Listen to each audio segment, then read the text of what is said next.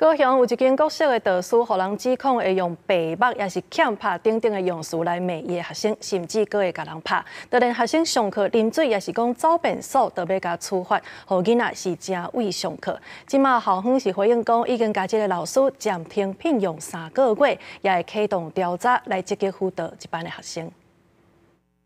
弹簧床那边跳，一边拉一边跳，跳来跳就跳到弹簧床下面去了，就吊死在那里。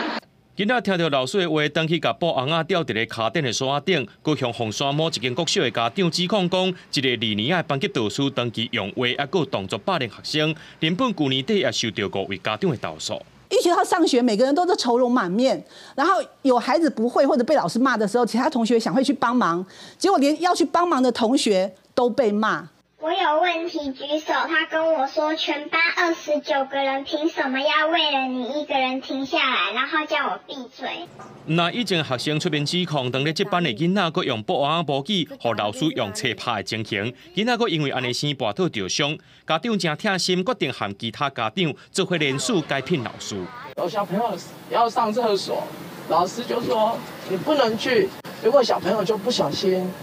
就是尿裤子了。 然后尿裤子之后，老师就请全班同学一起去笑那个小朋友。囡仔欢喜上体育课，本该爱像安尼天真活泼，却因为老师霸凌由头到面。学校表示，这位导师总年资已经有30多年，伫这间学校待开20年，进前无接过类似的申诉，接到通报了后，遂启动调查。 本校也于1月30号召开教评会，那基于学生的受教权与教师工作权，决定对于该位教师停聘3个月，静候调查。